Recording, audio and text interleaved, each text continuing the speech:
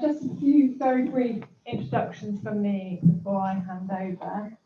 For those of you I've not met, my name is Hannah Rose and I'm the curator of Mirror, our public gallery and arts platform held within Arts University Plymouth. Just read a few housekeeping things from me, which are on my phone, sorry, to make sure I don't forget anything. So toilets are near reception, just kind of to the left of the canteen. If a fire alarm goes off, it's a real alarm. We're not expecting an alarm. Can I ask you to turn your phones to silent or turn them off? And just to also request that no one takes photographs during the presentation this evening. Just to say a massive thank you to Elaine, who's the assistant curator of Mirror, back here, and also to Adam, who's behind me, who have worked on all the logistics of hosting this hybrid event and made it possible to have Ingrid here with us today as well, so that you can all hear us, Ingrid can hear us, and all the tech work makes a massive difference. So thank you for supporting the event. So I just want to introduce Lorna Rose and Ella Mills, the curator of the amazing exhibition Ritual Touch that we are hosting next door in the gallery. I hope you've all had a chance to see it. Lorna will probably remind you at the end that the show actually closes next Saturday. So do spend time with it before we have to say goodbye to the work. I think everyone's going to be really sad. It's a hugely popular show, so thank you. And also to the artists, Monica-Shanta, Gladys, Paulus and Ingrid, Pollard, who are delighted to join us this evening for this event and discussion.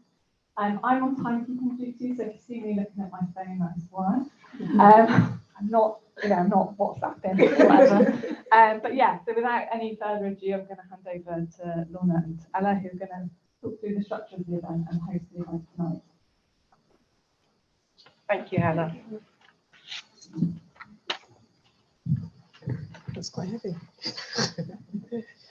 Hi, so I'm Lorna Rose and I'm half of Talking on Corners with Ella S. Mills and co-curator of the Ritual Touch exhibition and an artist. We're really excited to be able to hold this event this evening with these three wonderful artists and have the opportunity to delve deeper into their practice, but also to hear more about their works in the exhibition. So the evening will be split up into a couple of parts. So we'll start off with speaking to each artist individually about their works and their practice. And then we'll, Ella and I hold a group conversation with the artists, talking about the works that they have within the exhibition and the themes. And then we'll have a Q&A and there'll be plenty of time for you to be able to pose your own questions to the artists themselves. But first we'll start off with Ella, who will just tell you a bit more about the background to the exhibition and then move on to an individual conversation with one of the artists. Thank you, Lorna. Good evening. Thanks everyone for being here. My name is Ella S. Mills. I'm an art historian and curator and researcher. I teach at the University of Plymouth and I'm the other half of Talking on Corners. So we were incredibly excited and a bit nervous when Hannah asked us to guest curate this exhibition. Probably about 18 months ago, she asked us. But it's proved to be such a positive experience, really enjoyable, and one we're so glad that we agreed to. So conversation and listening are really core concepts for us at Talking on Corners. And whilst we were starting this exhibition from a blank page, we knew that we wanted to have these things as an integral part of this exhibition and a thread running through the works. And we also wanted to have an exhibition where multiple artists could show together and we could really enjoy those kind of connections and making new conversations with each other in a way, that these artists hadn't shown together before. So there's lots of overlap in the works if you've seen the exhibition, some of which is, telling stories and history and culture and power and humanity we really especially admire the way these artists work with such depth and detail, and how they tell these stories in such quiet and powerful ways. Okay, so we're going to start our conversations now. I'm going to start with you, Monica. So I'm going to introduce Monica first. This is Monica-Shanta. She is a multidisciplinary visual artist who weaves together digital image and film, interactive performance, drawing and installation through a practice that is informed by both Western and Asian cultural traditions. Monica's work is the impulse of an artist embodying a space of cultural instability, engaging with universal human experiences as portals to ontological and philosophical questions. Monica has been based in the Southwest for 10 years, sharing her practice as an artist and educator with an extensive range of people, arts organizations, schools, galleries, and a multitude of community environments. So Death is a Place, the piece in Ritual Touch, it's just such a striking and incredible piece of work. And when Lorna and I first came across this work, we were just really overwhelmed by it and really struck by it. So I wondered if we could just start with that and where Death is a Place came from. Oh, wow.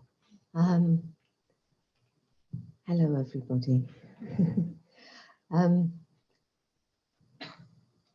I'd been spending some time focusing on breath as a way, thinking of it as a way to explore what it is to be alive, thinking about breath. It wasn't my original intention, but it kind of happened anyway, as a way of meditating and as a way of taking myself into a state of consciousness that was more connected with my own creativity. So it was about exploring myself as an artist, my creativity, and about life and states of consciousness. And the more I did that, the more I came to a place where I felt as though I was being breathed into life from beyond myself somehow. So then I started thinking about what is that space of nothingness from which I am being breathed into life. And I settled on death as a concept that we have as a space of nothingness that we go to. And for me, it's a space from which we come. And so I decided I was going to focus on death, to think about what that might be, but not in a sort of morbid way, but as a partner to life and what that might be. And yeah, and the more I did it, the more I realized that there is no separation between life and death. It is a seamless, continuous thing. Yeah, is that the answer to your question? It's a yes, and a wonderful start. And when you're talking about Death is a Place, you talked before about how it's a transformative space or a place of transformation. The essence of life is change, and what we call death is a change of state of something that we see as alive. It's changed state, but if you ponder on it more, all it's done is transformed again into something else. Both the matter and the energy have become something new. So death is a space of change, the same as life. It's all just change. Yeah. And when you're talking about, I really love the way you talk about being breathed. What did you say exactly? Being breathed into life. Yes, yeah. Yeah. But talking about that in the same, in the same space as death, though. and this sort of, you know, the cyclical ongoing nature of it is something that I think is really clear in your, you know, in the work and the video. So I really enjoy the kind of 3 elements, I guess, or 3 iterations of Death as a Play. So you have the installation, you have the video, and then you have you performing plaiting live when you do that. And the, you know, the video, I've heard lots of people say that they're drawn to, you know, they're struck by the installation, but it's the video then that they're just kind of drawn into, and the repetitiveness of the weaving and the unweaving of it. It's just a very kind of simple, but not at all a manifestation of what you're talking about, all those things that you're talking about. I think you just do it in such a simple but very beautiful way in this piece. I don't know if this is a question later. I might be going ahead now, but I wanted to ask about hair and why the hair. You know, why does the hair then speak to these things? Am I answering that now? Yeah. All right then. Well, yeah, as I was saying, I started with the idea of death that turned into life that is change, and somehow the subject, or what I was pondering, brought me to the hair for all sorts of reasons. It felt intuitively right, and I didn't think it into being. But then once I found myself engaging with it and like exploring all this business of sourcing synthetic hair, or playing about with my hair, or all the things that I did, I felt it. I began to understand why it had come to me. So in a sense, it's my interpretation of something that I witnessed, rather than that I thought, oh yes, I'll try and do this with hair. And the sense it made to me was that it created a metaphor for the weaving and the unweaving of life. There is something incredibly ritualistic about plaiting, and it's if you think about it, hair is something that we're born with some of it already. Apparently it continues growing just a little bit after we die. It survives us. There are all sorts of Victorian memento mori, which of woven hair in brooches and things. And our hair is growing continuously through our life. We might cut it, but there it is, just growing and growing and growing, and on it goes. And we inherit our hair. And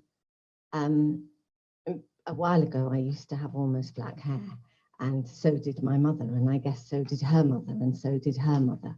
And so it had this sense of the continuity of generations, and this continuous growth and continuous weaving and unweaving that was going on by women generation after generation after generation with their own inherited hair. And then there was the sense that when people die or when people are killed, there is this mountain of hair and so many genocides of hair, as well as the human. And the kind of I found myself looking at images of Auschwitz and the hair room, and I was thinking how many genocides across the globe there must have been of people with black hair.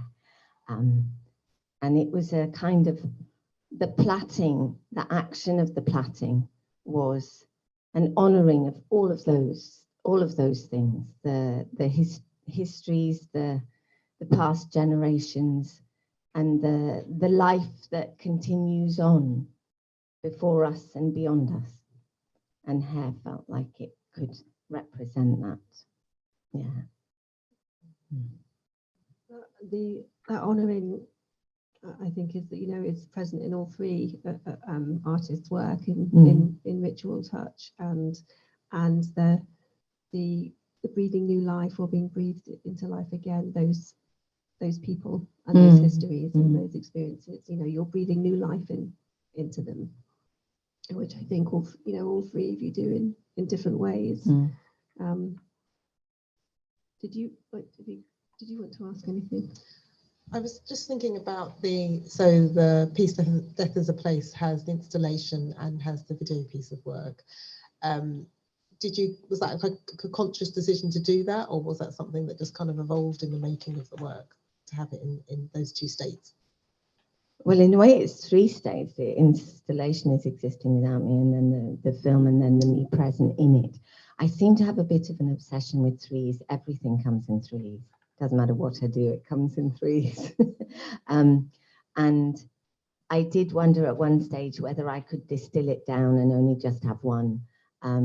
But then I felt there was each one of them fulfills a slightly different role, and at the same time I felt they had something to complement each other, so I decided to let all of them come to fruition. Yeah. Okay, thank you. Was it the plaiting though that came first, and then the movement of the actual plait? So you performing plaiting, was that? Yeah, I did sit in my workspace filming myself plaiting, and then watching it and trying to see what there was in there, and studying what movement how I was moving, and what I wanted to keep about how I was moving and what I didn't want to keep. Yeah. And seeing the plait happening around me, and yeah. Of course, you had to plait all of that to begin with. Yes, this is true. Yeah. Did you film that? Sorry? Did you film that? Did you film it? Did you document any of you plaiting all of that? I did get a bit of help, not masses of help, but a bit of help. And I did film a session where people were helping me. But that was another thing that didn't quite go where I wanted it to go, but might happen another day, actually. Yeah. Thank you. I better just have a time check and see. Okay.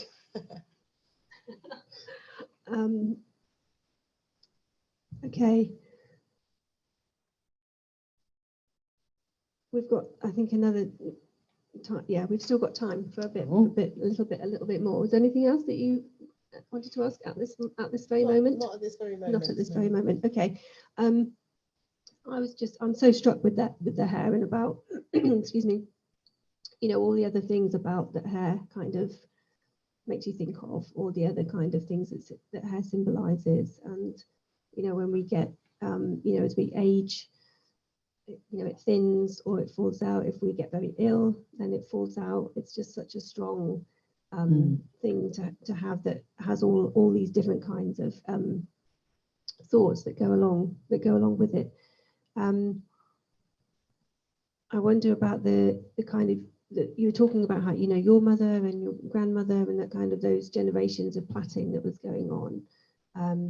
Are there any other kind of traditional things about hair that you were thinking about as well, from any other cultures or traditions? Well, I suppose I've slightly left out that near the beginning of this, a friend of mine who I had been drawing quite often, she had cancer, so I drew her with hair, and then there was no hair, and she was Malaysian, so she had the super black hair.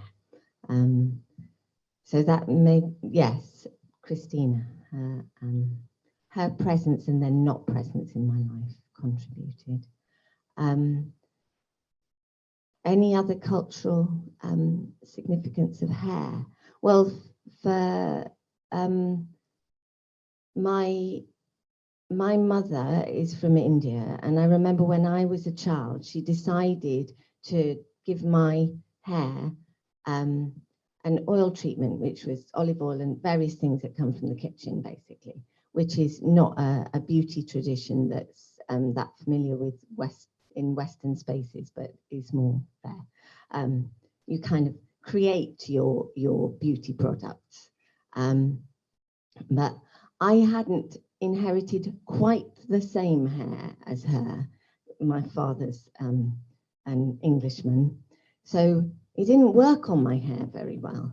I remember that very, very, very vividly, that she was trying out something from her cultural tradition on my hair, and my hair felt overloaded with oil and just couldn't get rid of it.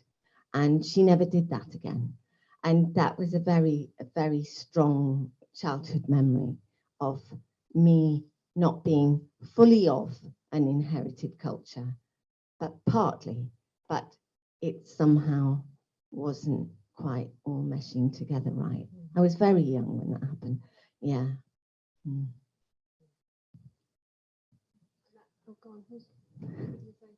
I was going to say something about the plaiting of the hair, and when you were talking about your mother, and I was thinking about it being quite nurturing. So when you're watching the video, if you're plaiting, something about it feels quite gentle, quite careful, quite nurturing.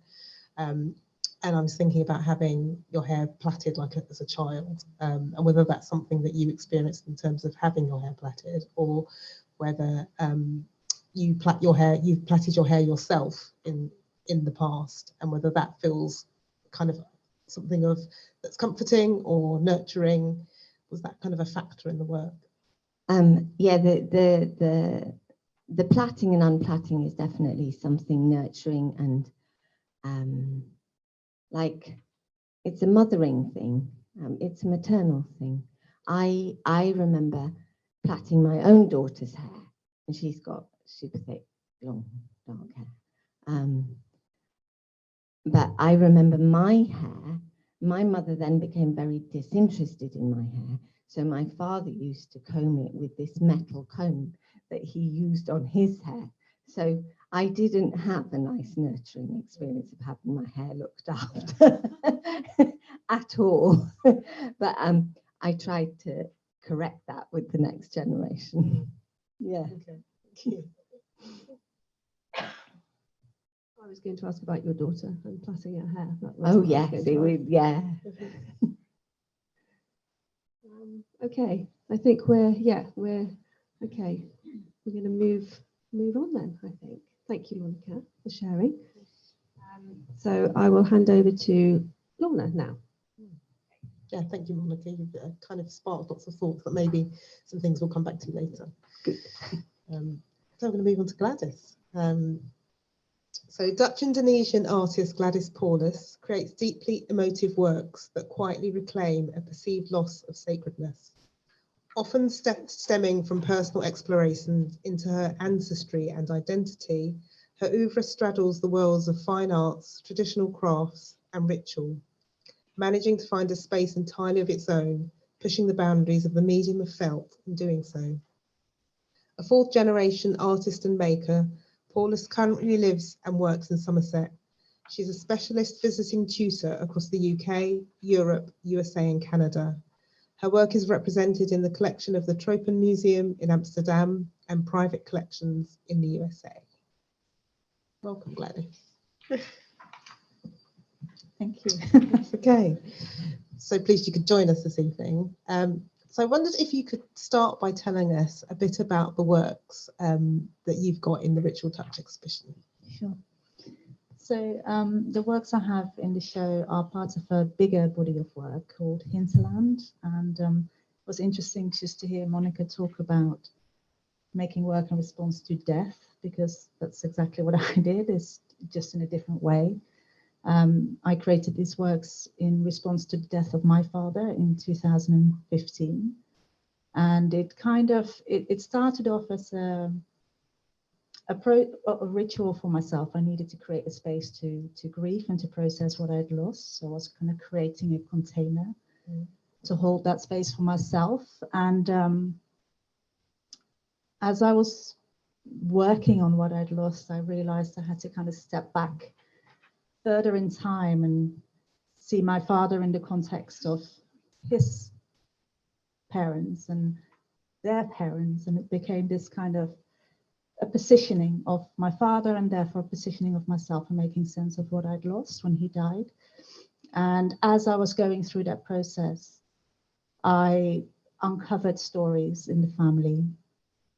Some of them I knew, some of them I didn't. And it became apparent that I wasn't just grieving the loss of my father, I was grieving a whole culture, I was grieving lots of traumatic events, lots of things that had been in the family, they were present in the family in silence. They weren't ever spoken about. And so it became a kind of process of uncovering and breaking silences, which was uncomfortable at times. And yeah, it kind of grew. And so the process of what happened, or what started off with my father's loss, became about bigger losses, and I ended up making ancestral healing costumes. That's how I refer to them. So they were costumes to kind of embody the stories that I was uncovering and that I needed a place for to. It was kind of feeling like that the stories were moving through me. I was receiving them and I just had to put them somewhere because they were too big to hold. So I've got 2 of the healing costumes in the show here. One of them is for my Oma, and that means grandmother. So the one on the screen there is for my Oma, and then I've got one for my Opa, which is for my grandfather, and the rest are at home in my studio. And I've got another piece called Rituals, which isn't exactly a healing costume. It's kind of like exclamation points between the costumes. I can say more about that later. Thank you. So it's obviously a really deep, complex and personal piece of work. Was there a point when you were kind of uncovering the stories and realizing that you had to go back further and further, where you ever wanted to stop because of the kind of personal and emotional nature of the work? That's a really good question. I think as I was uncovering more stories, I was just kind of like traveling further back in time and sideways and forwards, and it kind of felt like it was so big and it contained so many layers and multitudes. On the one hand, I kind of wanted to carry on with that, and I still do. On the other hand, yeah, there was definitely a limit with what I could cope with and hold.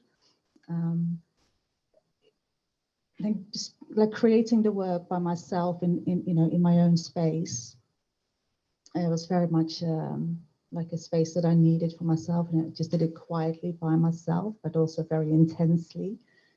It was a period of 9 months that I physically worked on the pieces, and I hadn't intended that at all. I'd given myself a year. I'd taken off. I'd said no to a lot of things, took no paid work, and just dedicated myself to that for a year. And I ended up being given an opportunity to exhibit. So then suddenly I had an end point to it, and it just so turned out that it was 9 months and actually felt quite appropriate as a kind of gestation period.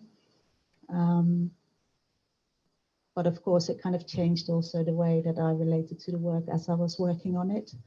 Suddenly thinking of it in terms of other people are going to see this, because that wasn't something I had thought of before. It was purely for myself. So I think I can't now remember your question.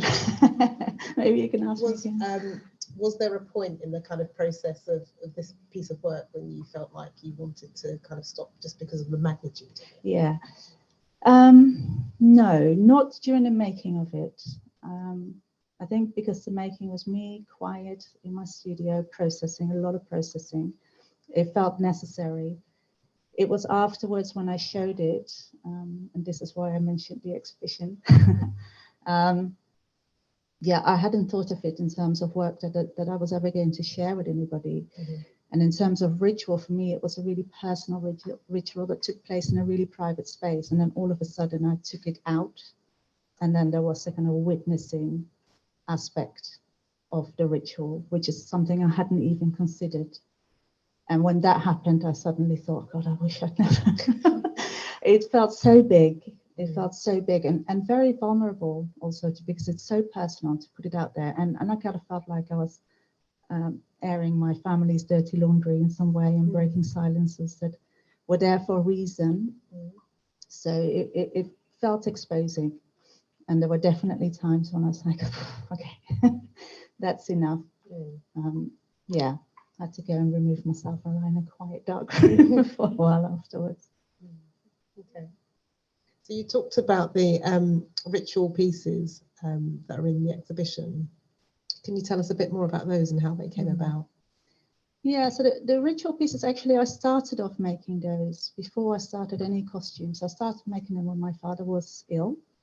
He had cancer, and actually you were talking about hair, and he at one point had to get rid of his, well, you know, he started having chemo and he started losing his hair, so he decided to cut it. And I asked him if I could have it. Didn't really explain it. He didn't really ask for a reason, but he said yes. And so I had this hair, and that's all I had to start with. And so I actually put that aside for a very, very long time, but it was in the back of my head, and I started creating small objects slowly, just in between other work here and there in the year after he died. And then when I decided that I was going to really dedicate myself to the process of making work, they became my starting point, and they became the kind of the markers in between the costumes. So every time I started working on a costume, I was entering like a whole new story. And in order for me to do that, I kind of felt like I had to empty myself a little bit. And so the making of the small objects was a way for me to empty and prepare myself, ready myself to kind of practice, try out some techniques, you know, ideas. I'm very much a kind of like, when my hands are working, my thoughts can flow and my feelings can kind of just move freely. So it started off as a way for me to kind of just process and work out how I felt. And then as the work on the whole, all the costumes evolved, the ritual objects became a way for me to kind of cleanse myself of what had come previously, to put it down in a way, prepare myself for what lay ahead so that I can then jump into it. So that's why I think of them as exclamation points. But they also link, you know, I felt like I kept coming back to particular things, textures or forms. Yeah. Did you, when you were making those forms, did you have any idea of what you were going to make, or were you just kind of feeling your way through it? Well, it's interesting because you have to a degree, you have to decide beforehand and commit to, just from a technical point of view, you have to have some kind of idea. But then once you start sculpting, it can kind of go any which way you like to a degree. And so there was an element of like, okay, well, I'm going to make some small things.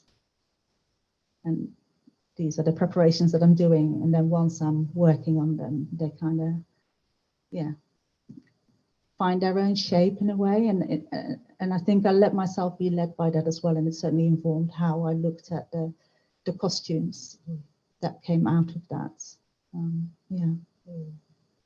It feels like they're a really significant part of the healing process. And I think they were the first pieces of your work that I saw, and I was really intrigued by them, and the kind of textures, but also kind of the shapes. And I felt like that there was more to them, and that was before I'd seen the other pieces of work, but they led me to kind of looking further into your work. And so it feels like that they're integral to the whole series. Yeah, very much. And I remember when I was making them thinking they have to be part of it, because it's like the costumes, they tell the stories that I wanted to tell, the stories that haven't been told in our family, and actually also not in the Netherlands where I'm from. But the objects, the small objects, I suppose they kind of represent how I was navigating my way through that. So there's the kind of the real, like here are the stories. This is one ancestor and this is their story. And then here's how I'm kind of weaving my way around that and the things that I'm uncovering and exploring for myself. Okay. So charcoal's a really big feature in your work. Is that something you've worked with before? Mm-mm. Oh, okay. So it was the first time in these works. Yeah. Okay. Yeah. So how did you come about to use charcoal in this series? Okay. So the charcoal features in one costume in particular, in that one, and that's the ancestral healing costume for my granddad for Opa. And the reason I used it is because the story of, well, that particular story that I'm telling with that costume is my granddad was a prisoner of war. He worked on the Burma Railway Line for 3.5 years as a forced laborer. And one of the things he told us about that, actually, just going back slightly when I was younger, that there's a few stories that I knew. That was one of them about the charcoal. And so that was one of them that came to me really, really quickly. And he used to tell the story of how he, when he was on his deathbed, one of the many times he was on his deathbed in the death tent on his 3.5 years there, he heard the voice of his mother tell him to eat charcoal. And so somehow, don't know how, he managed to get hold of charcoal from the fire. I think he was suffering from dysentery and malaria and whatever. And the charcoal helped him to survive. And it became a thing in our family. I remember him telling me that story, but also remember how in Holland we have these charcoal tablets that you can buy in the chemists when when you're unwell and you're suffering from illness, diarrhea. You take charcoal tablets, and that was a thing that my dad always insisted on. And you'd get these black teeth, which as a child was, really funny. But I never kind of understood the significance of that charcoal, because surely my granddad must have taught my father that story as well. So when I thought of the piece that I wanted to make for my granddad, it was in relation to offering posthumous protection. So I made a coat of armor, but also the coat of armor is very fragile, so it's made from charcoal. And I say fragile, I mean, you saw the piece, right? It's like only 1 or 2 pieces of charcoal actually broke during the transport here. So each individual piece is very fragile, but together it's actually very strong. And that speaks to me. But there's also something about the process of making charcoal. When I made it, I made them all by hand, and I made them on my wood burner. And it was a real process of experimentation. Loads of them exploded. It took a while. And the soot of it just got everywhere in my studio, in me. I probably inhaled loads of it. It's like in every orifice. It literally invaded me. And I felt that was really quite symbolic in a way of his experiences and how they had invaded him, and how they had continued to invade our family and me, and how that had been passed on. And also my grandmother, how it had impacted her. And it's not on the screen now, but the white dress of my grandmother being really pristine, and how the two of them are kind of opposite and rub off against each other, and how the different traumas, because I haven't said anything about my grandmother's trauma, but how they impacted each other. And it became symbolic the more I found out about the relationships and the traumas and how they expressed themselves, that charcoal was so invasive. Okay. Just do a time check. Yeah. Thank you, Gladys. Maybe we can come back to talking a bit more about your grandmother's costume later on. Now I'm going to move on to Ingrid. Welcome, Ingrid. Hi. Okay, so to introduce Ingrid Pollard. Ingrid's extensive career has broken new ground and forged pathways for younger generations, shaping Britain's understanding and histories of art, society, and culture. Her mixed media work with photography pushes the boundaries of the genre with a rigorous attention to materiality as well as history. Ingrid is an honorary fellow of the Royal Photographic Society and received her doctorate by publication from the University of Westminster in 2016. She was a recipient of the Baltic Artist Award in 2018 and the Paul Hamlin Foundation Awards for Artists in 2020. Ingrid's work is represented in the collections at Tate Britain, the V&A, Cartwright Hall and Arts Council England, amongst other places. And she was one of 4 artists nominated for the Turner Prize in 2022. Welcome, Ingrid. Thank you so much. So to begin with, the artworks in Ritual Touch are a selection from a recent commission, 3 Drops of Blood, that was shown at the Thelma Hulbert Gallery last year in Honiton. So as part of Ritual Touch, we've got some bark boxes or book boxes, or to call them their official name, which we think is pronounced Zelotex. And we've also got the light box portraits and the kind of text and image, the pairs of text and images. So quite different objects. I wonder whether we could start with maybe the bark boxes, the book boxes, and if you could tell us a bit more about those. Well, the Zelotex bark boxes came out of part of the commission for it. I was doing research in the Devon and Exeter institution, and they had some, which I think they're probably up from 1900, 1920, something like that. And they were a way of collecting information about particular trees. So inside the bark boxes, you can see they've got little drawers and things. You'd have the seeds, a bit of charcoal actually, some winter leaves, buds, catkins, summer leaves, spring. So it's all the different aspects of it. So instead of like written text, you'd have the actual objects there.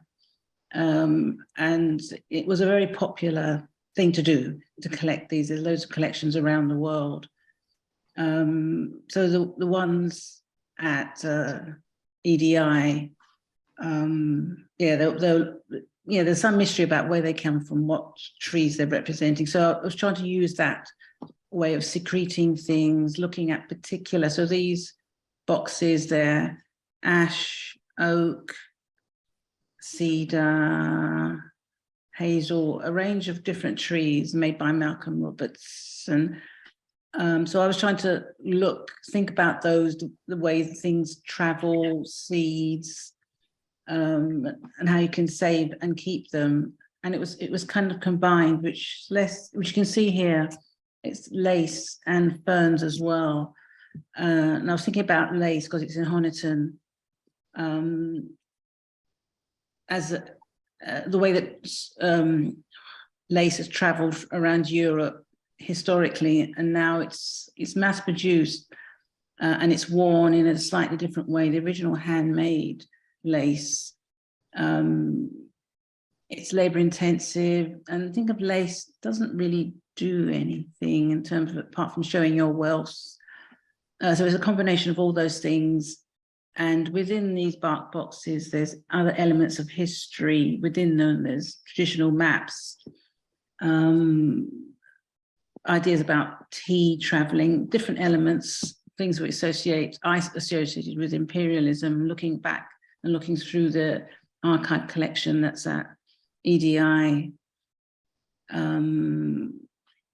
So they're both recipients of history and the recipients of time, but they're looking at contemporary, looking at these again through contemporary eyes, by the fact that they're made by a woodsman, and they've got elements within them that reach out to the rest of the exhibition. So they're repositories of a number of history and time and objects. So, and also they're incredibly beautiful objects. They are, aren't they? Thank you. One of the sort of connections that we made between the three of you was about this kind of sense of time, time in history, and that kind of compression of time, and how history isn't just felt history isn't just of the past, but it's felt here and now and in the present. And that's what I'm picking up here. When you're talking about this kind of balance between those kind of classifications and those kind of particular kind of histories that are told in that Devon and Exeter institution, and then what you have made here with a kind of contemporary eye. So for those of you that don't know, the Devon and Exeter institution is a members library in Exeter, and it's still in its kind of original 1813 setting, and it's quite an extraordinary place. And when Ingrid was researching and making work for this commission, she spent quite a lot of time there. I wonder whether we could talk about the light boxes, because they also have a connection to the Devon and Exeter institution. Yeah, there's 3 light boxes, and these 2 figures, because within the collection, I was looking at travel aspects and some aspects of nature. So there's a lot of travel writing. If you think of that particular period, late 1800s, beginning, turn of the century, 1900s, it was still at the height of colonialism and imperialist control of a number of countries around the world. So I was looking at a range of books and the language that was used to both to describe the land and ownership, and then the people in the land. So these are 2 images from around the Sudan area, North Africa, and they're photographs that are then engraved, and they're on the cover of the books. And again, I mean, there's an aspect of hair with both of the illustrations that I've chosen, and inside the book they talk about the hair and the style and the way people treat their hair, but in not a language that we'd really appreciate now. So I was trying to elevate those people so they have some agency and they're honored in a slightly different way. So there's something about the quality of light boxes, the light that comes behind them. So it's just elevating them, taking them out of the books, giving them agency, and having them there to look at in a different way, in a way that's, I hope people appreciate, the images of their face and their head. So they've come out of those books. And I understand some of those books, they're valuable historical research documents. I mean, it's quite difficult to read them.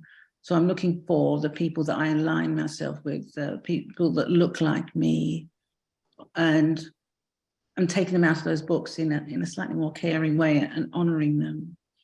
And over them overlaid is the sort of the mapping that you'd use for lace making. So you'd put your pattern on top of that. It's kind of linking the 2 areas, historical areas,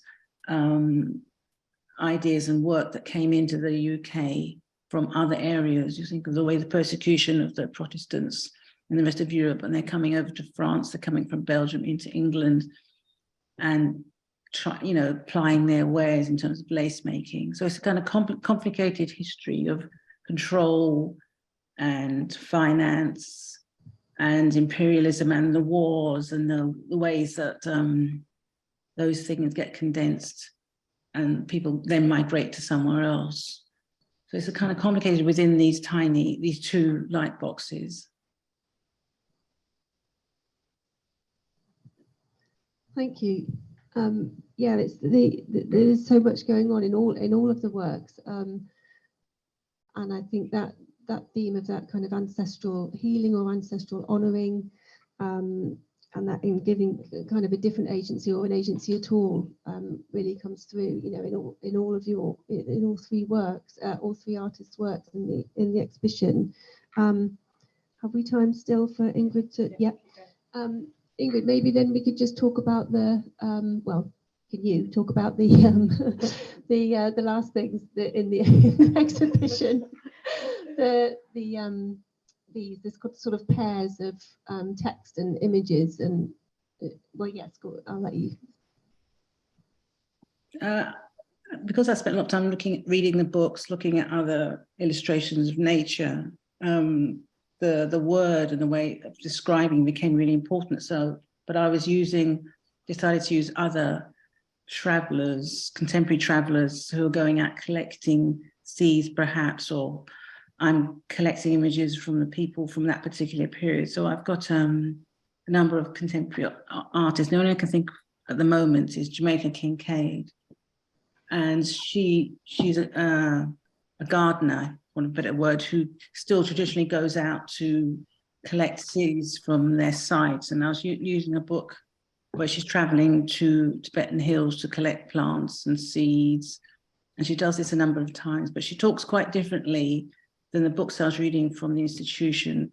When she meets native people, indigenous people who are there, are also traveling with them to carry all their gear, and what happens, the encounters she has, the encounters with nature there, leeches. So they'll be there for a number of weeks. But so she's another traveler collecting things and bringing them back in parallel with the imperialist voices that are in the institution.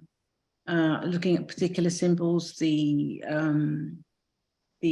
feather that's a lace, a contemporary lace.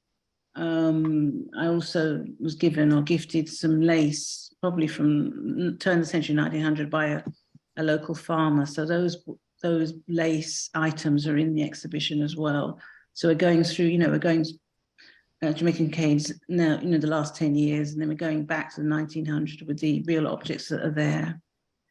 And also looking at the early days of somewhere like Kew, where they're collecting plants, but also looking at the Wardian boxes, which that's your homework for this evening, to find out what a Wardian box is, how they transplanted plants back, and the beginnings of the mass selling and collecting and economy around things like tea, and the traditional old history around sugar and coffee and rum, and how that interaction with Europe and the so-called New World.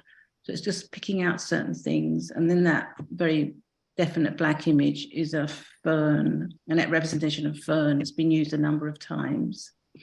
So it's kind of linking disparate parts together. So it's almost like you read it as a book, but the voices are very different and they're talking about different things.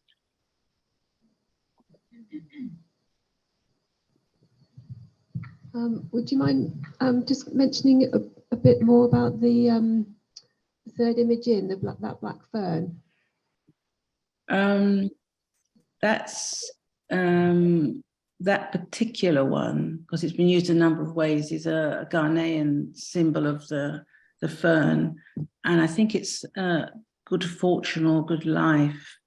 So it turns out lots of people have it as a tattoo, but that particular one, I can't remember the indigenous group that it's in, but it's around, I think, Kamazi. And that's what I can remember about it now. Thank you. That's more than I could remember. So thank you. So Kamazi is like the heart of printmaking in Ghana. Now it's less so, but yeah, it's a very old image, but it's transformed, modernized in lots of ways. Thank you. Thank you. Okay. I think then we are on to opening up conversation between the three artists. Lorna, I think you're starting. Yeah.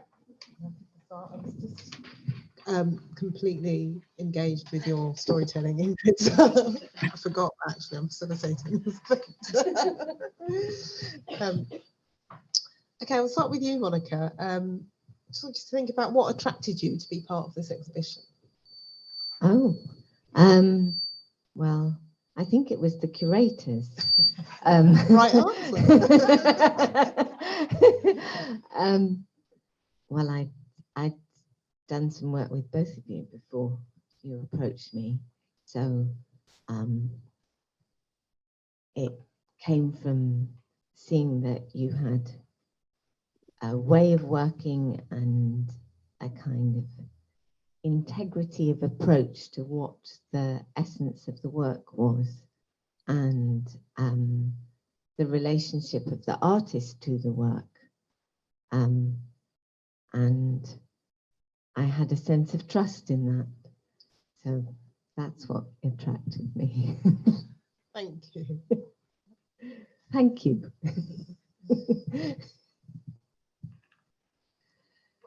What about okay? How about when we talked to you about the other artworks that we're going to show? What did you think? What did you think about that when we introduced the idea of these artworks, the rest of the artworks from Gladys and Ingrid in the exhibition? What did you feel about that when you thought those together? Well, I went off and did some research and had a look at what they made, and I thought that there were all sorts of very interesting things in there, and I wasn't quite sure how it was going to come together, but in the combination of trusting you as curators and seeing that I found a lot of value in my, yeah, okay. In my experience of engaging with their work, it felt like a rich experience. So yeah, I looked forward to seeing how it was going to come together from a place of trust in everyone else. Yeah.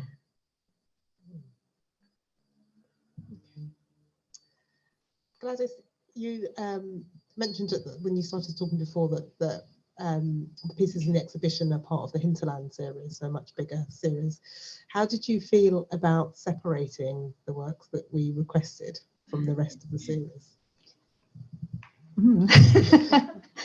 I wasn't sure at first. When you first approached me, I had to kind of like swallow a little bit. But you asked me at the right time, I think.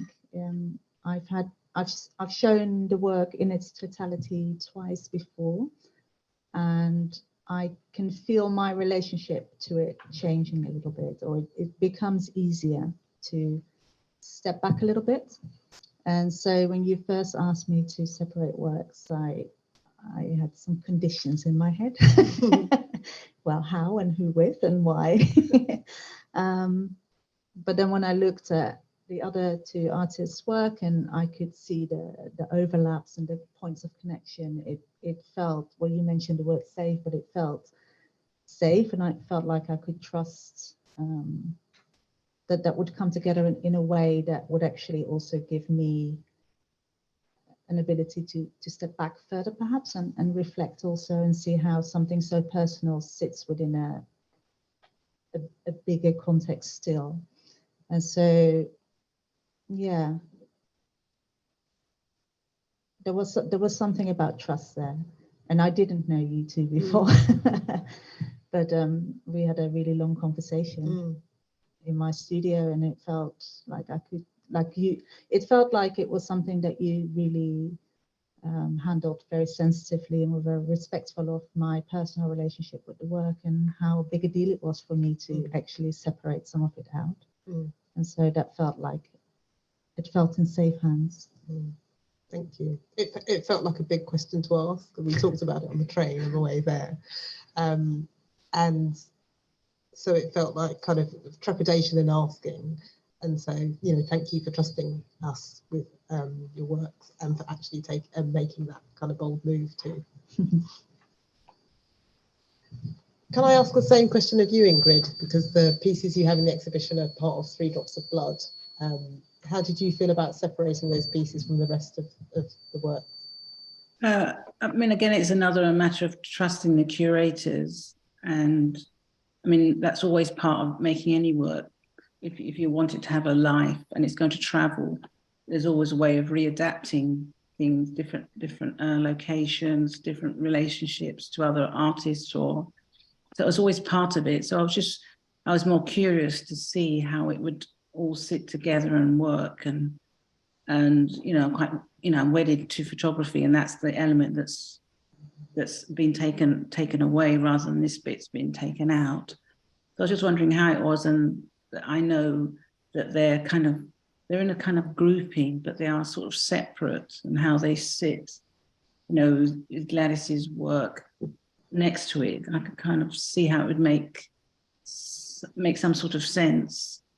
But it was like trusting and very curious to see how it would work, because it's just part of the way of working that things move. You know, pieces have their own life, which is the whole point of making them, so people take them and work with them differently. You know, they're creatures I made, but they want to sort of show themselves in a different way and have a relationship to the other works in the room and the rest of mine that's there. So I still think they're connected to the others, but they're just in a cupboard at the moment. Thank you.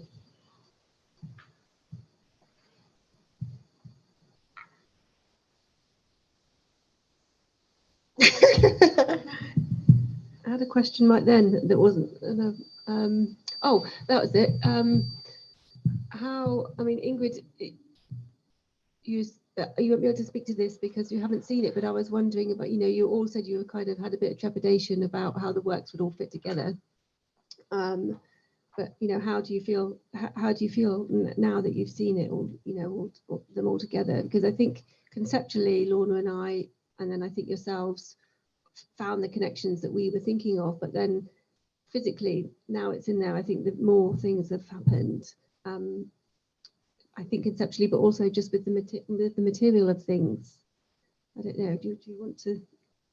Yeah, there's something about all the different surfaces and textures that I'm always interested in as a photographer, and I'm so glad everything's got a lot of room to breathe and to be an object or a thing in itself. But then you look across in the gallery space and you'll see something behind it, and you start to work out the relationship based on your own life experience, or perhaps it doesn't make sense to you in what the gallery notes say or something, so you try and make a sense of it yourself. But you know, I like the amount of space and the light that's in there.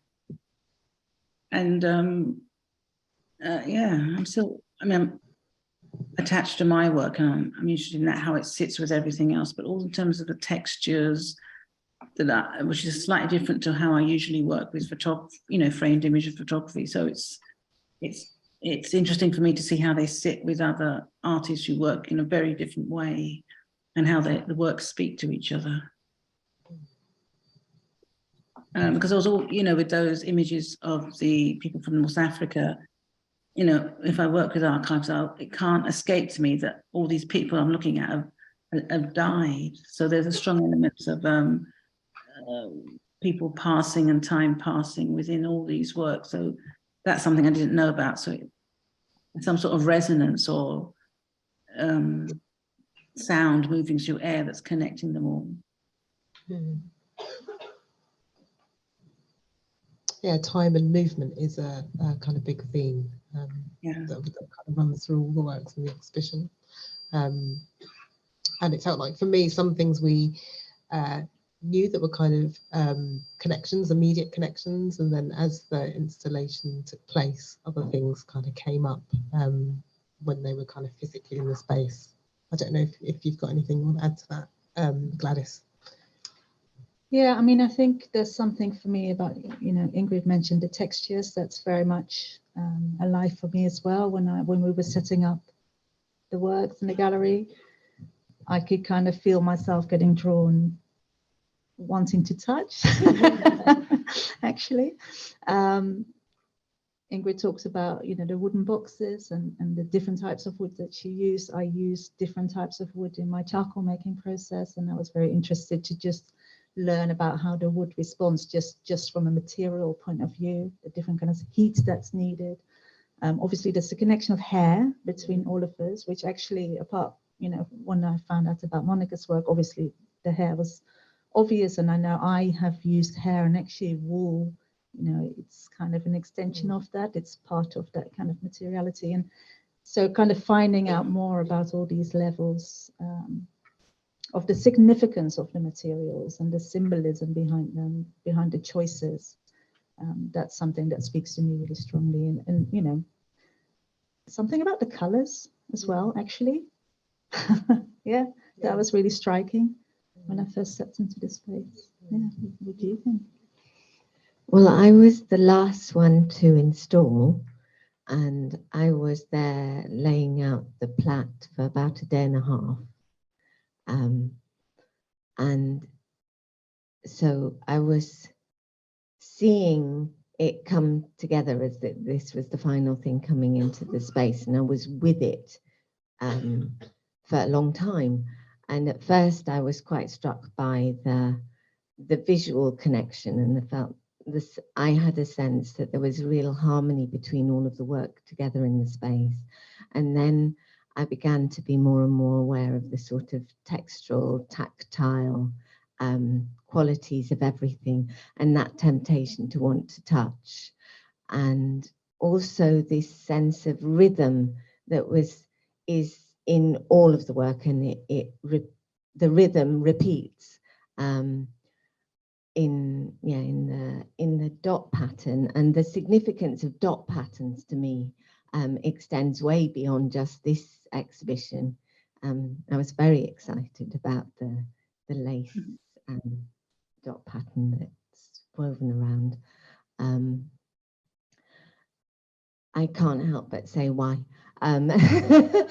There's I tried reproducing some Celtic knots once, and I found I had to create myself a grid of pins to make the knots around. And then in South India, my mother's Anglo-Indian, but she's from South India. And there is a tradition, a kolam tradition, which patterns that are done on the floor every day outside the house. And that starts with a dot pattern, and they're continuous lines, or they're an interweaving of a few closed lines. It's always closed lines. So the connections between these different things became quite vivid for me. I was making my piece on the floor, and there was Ingrid's one there beside me. And I also had this sense that of these three different women who had lives that were so deeply connected to colonial history, and that these themes were running through the work of each of us and manifesting with so many connections, yet from distinct lives. And that it felt like that was, it was quite a tingle when I suddenly realized that, and reaching back into all those histories, and it's coming through in this work with such connection, even though we've never met each other before. Yeah. One of the, as you say that, Monica, one of the things we really liked about the collection of works is how all three artists were or are telling stories, quite complex and quite powerful stories, but in really quiet ways, and how they kind of resonate with and kind of reflect stories, historical stories and memory. And I wonder if you could tell us a bit more about the kind of significance of memory within your work. Memory. Oh.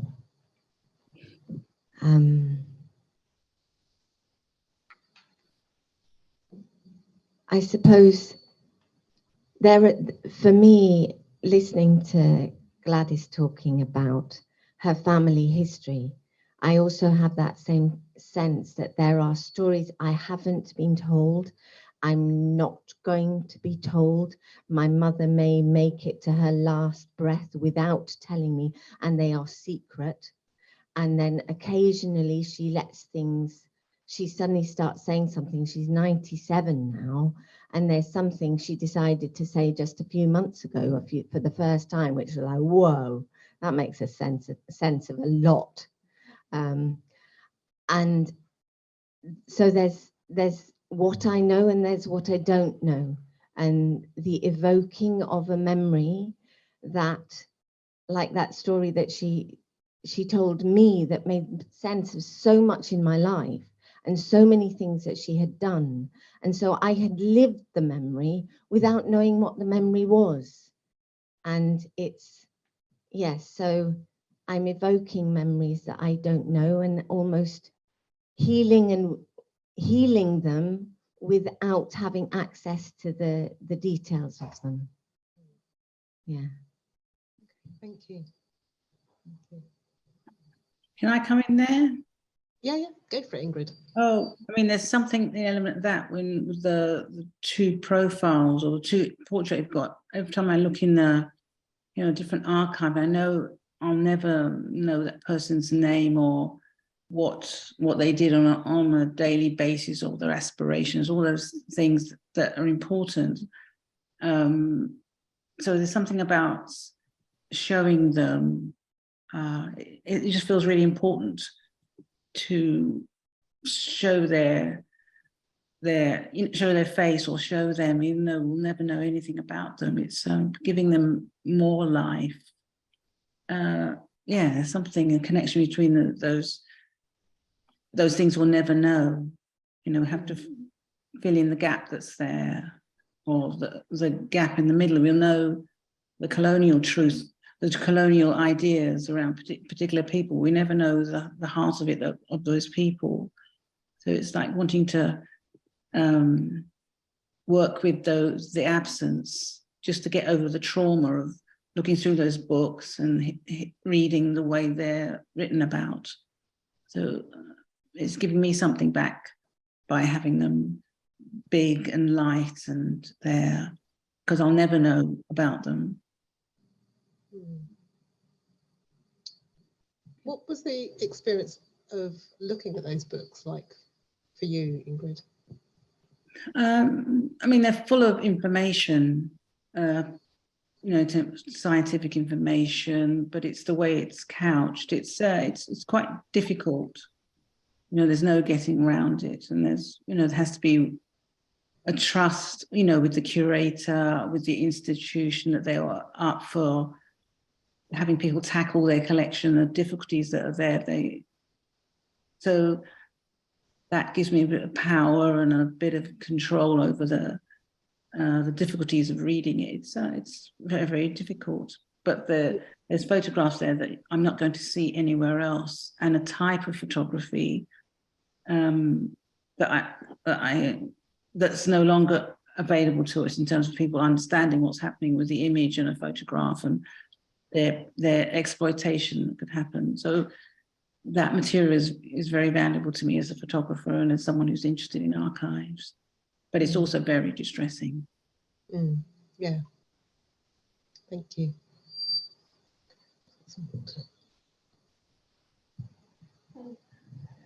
How are we for time? 1 more minute and then questions. Was there okay, so before we go to questions, was there anything that any of the artists wanted to ask each other? I've got some stored up for later. I'm not sure if it's so much questions. It just feels like there's so many connection points that I'd like to just talk about. Really, yeah. I'm not sure that they feel like questions, because just hearing I'm just kind of hearing words in what other people are saying, and I just kind of feel this part of me going, yes, yes, yes. This is the thing about kind of the spaces, and Ingrid was talking about the spaces behind, and the kind of the quietness of the work. Like, all of the works are quite quiet, but actually the silence speaks volumes, and it's about elevating those voices that weren't heard. And I think that's the bit that feels really powerful to me in all of these works. Yeah, that's not a question though. Maybe it's a very good observation. Thank you. Ingrid, is there anything you'd like to ask your other two fellow artists? Not that I can think of at the moment. When are we going for a cuppa, I think? Let's have some audience questions, shall we? Let's go for it. Okey-dokey. If you could please make sure that you speak into a microphone that's coming, I think. Does anybody have a question? We do need to do these through microphones so that Ingrid can hear. I'd like to applaud just 3 of the artists for. Sorry, just put it like this. Oh, yeah. Okay. Yeah. Okay. Yeah. I'd like to applaud all 3 of the artists for exploring, as you say, in a very quiet way, a very powerful way, very difficult cultural and political positions at a time when a lot of art is being silenced. I refer to especially writers. I think you've done it particularly well. I think, Ingrid, when you were talking about how difficult it was to read the work, to read the documents you were reading for your research, for your piece of work, I really felt that quite deeply. Really feel that that pain. I think my question is actually for Gladys, really. You've obviously explored your family's legacy, and I know you've got 2 children yourself. If you were making a ritual costume for yourself as a legacy to them, how would that be? How would that be created? What might it look like? Wow. Ask me again at the end of my life. I honestly don't know how to answer that question. I mean, I kind of feel that the works that I've created are a legacy that I'm passing on to my children, because it's changing a narrative. It's kind of saying all these silent stories, all this trauma that has been passed on through the generations without really having a voice, and people carrying it without knowing what they're carrying. That's something I didn't want to pass on to my children. So me creating this work, and it's far from over. I mean, there's still plenty of stories to tell, and this is just one side of the family, right? But it feels that this is actually part of a legacy that I can give my children. And yeah, how I sit in that, that's something I'm still figuring out. Yeah, and actually I've been thinking a lot about how I position myself within the kind of family constellation, because in essence that is what this work is, right? Which is why I'm involved in the installation of it, because I'm positioning my ancestors in a room, and they all have relations to each other, and I have a relation to that. But as the artist, I have left myself out of it a little bit in this body of work. But I have been exploring that in a more recent body of work. What is the space I take up in that relationship? But I haven't got a full answer to that yet. So yeah, figuring it out. So Ingrid, there's a photograph with red dots. Could you talk about that image that seems different to the others? I'm paraphrasing the question. I hope that's okay. I think I'm talking about the image with the fern unfolding, with the lace making over the top. Part of the research I did in terms of looking at ferns, which are plentiful in the Devon area. I mean, they're plentiful throughout the world, and they're one of those plants that have been around since the days of dinosaurs. So there's lots of folklore about them, and there was a mystery for a long time how they actually reproduce. They don't have any flowers or buds or anything until they find out that it's microscopic sort of mycelium type growing. But before that, there were all these stories, and part of it was because their reproduction was invisible. They assumed the plants had the power of invisibility. But if you got some of their spores on you, you'd become invisible, and you could find out things that were hidden. And there was also another story. So you do all that on Midsummer's Night. You'd have it, and then you'd find out all this gold and all these secrets. But also on Midsummer's Day, if you shot an arrow into the sun, 3 drops of blood would fall, and then you'd be able to find out all these treasures. There's a kind of multitude of 3 cups of blood in part of the Jewish ceremonies, and 3 and 6 cups of blood, 6 and 6 drops. There's that whole 3 in the Holy Trinity. It's not just by chance that they've chosen the number 3. That's part of it. It was a very unusual idea in terms of what's hidden and what's revealed and how you reveal it. So And also because it's a mystery. Usually I don't tell people all these stories because now you know how to find treasure and secrets. So, but that's what the symbolism, and it's deliberately difficult to know or understand or choose or all those things. So it's a folk story basically in 3 little dots, 3 little drops of blood.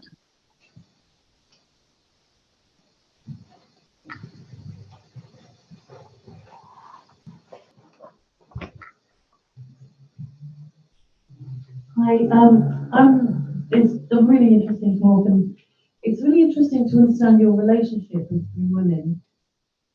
And I was just curious how it began. Like, did you meet before the show? Did you look at your thematic links? Because you obviously have unpacked loads of things about each other that are, kind of bring you together. But I wondered if you actually, had that kind of introduction from the start.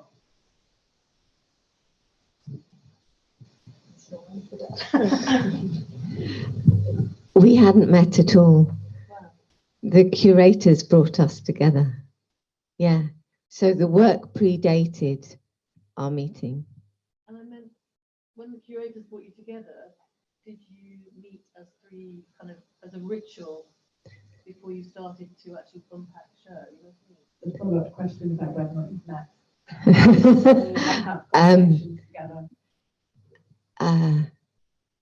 Not really. I went to the opening of Ingrid's exhibition at Honiton, and that's where I met Ingrid. And then I met Gladys for the first time at the opening of Ritual Touch. And I'm meeting her for the 2nd time today. I hope I meet her again. I'm sure we will. And I haven't met Ingrid at all. And I met Ella and Lorna when they came to my studio to visit. So it's an interesting question. And actually, there's something also for me in response to an earlier question about what was it that drew you to the exhibition, or wanting to take part. Actually, the fact that we are all women was quite a big, important part of that for me. The curators, the artists, actually also the team in the gallery. Yeah, that felt really powerful.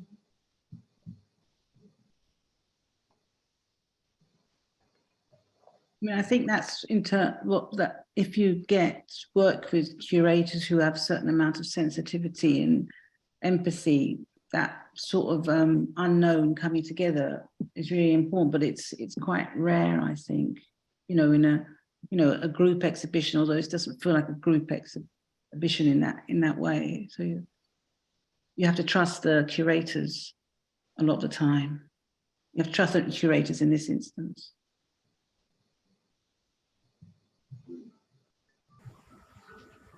Hi, I was wondering, now knowing all your work about each other, I was wondering if you would change anything, if you'd add anything new or take anything out now that you've all mostly met and put it all together. Would you change anything? And would you work together again, like as a 3 and collaborate at all?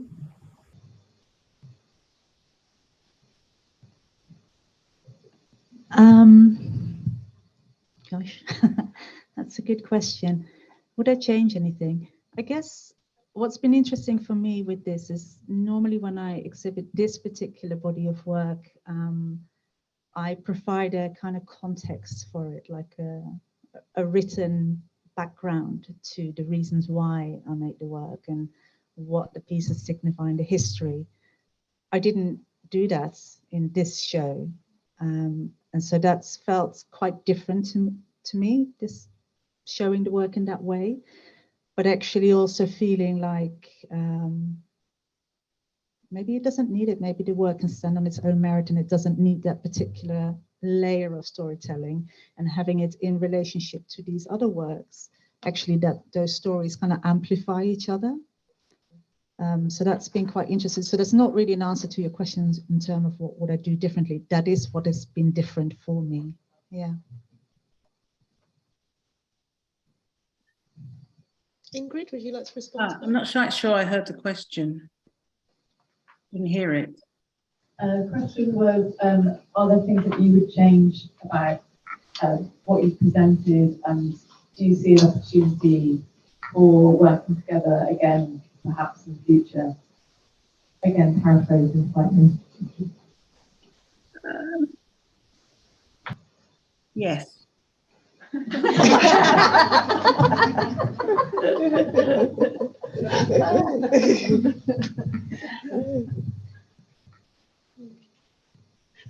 Okay, we have time for like maybe one or two more questions. I'm gonna...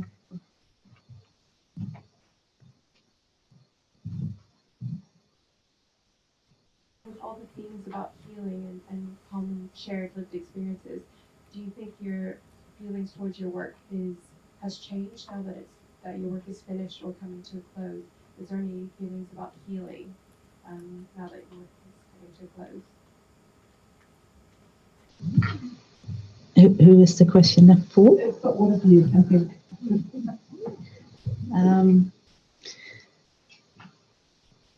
My relationship to my work is changing, but having said that, each time I get it out, I still have to swallow quite hard. So it's very personal, and it will remain really personal. But every time I put it out in a space, whether it's with other people's works or by itself, it allows me to take another step back from it and look at it with fresh eyes, and actually also having other people look at it and hearing what other people see allows me to kind of take different angles onto it. So it's a healing process in action for me. I think for me there's something affirming about seeing my work alongside the other artists' work, and as Gladys was saying, something of the essence of it is amplified by what's around it, and there's plenty that I have stored up that I haven't made yet, and I think that experience of affirmation and the sense that I'm sort of walking a parallel path feeds into and will feed into that wherever I go next. Yeah.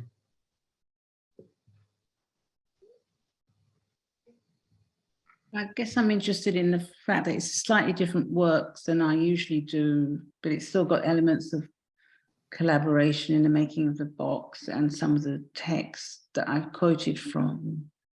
And just confidence in trying a different way of treating photography and its relationship to a number of art forms. So it just kind of echoed in the gallery space amongst work that's in there, and how it's very different, but there's a relationship to the new kinds of materials that I'm using in relation to photography as well. So that's interesting to see, and it's sort of it's confidence boosting to try something new, and it works, appears to work. Oh.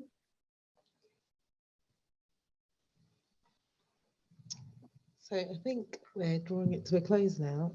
It feels like there could be so much more to talk about this exhibition. The conversation feels like it's not over. But I would just want to say thank you to Monica, Gladys, and to Ingrid for enabling this to happen this evening, and for sharing your work and your practice with us. It's been a really enriching conversation, and one that's been quite thought-provoking for me. I hope everybody's enjoyed it. Thank you very much for coming and engaging in the conversation, and for tentatively listening and being curious about the work of the artist just as much as we are. Just to say that we've got some of the artist's catalogue for sale. You can either buy those on the Talking on Corners website, the address is up there, or you can buy them here at the Arts University at reception when it's open during the day. I'd like to say thank you from Ella and I. And thank you to Mira for giving us this opportunity to be able to co-curate this show. and for all the kind of support and hard work. Thank you, Elaine. Anything you want to add? Just to say thank you to Adam, the technician, as well. Because he's worked very, very hard indeed. Thank you, everyone, for coming, and thank you, all the artists. Yeah, thank you. Thank you. Thank you.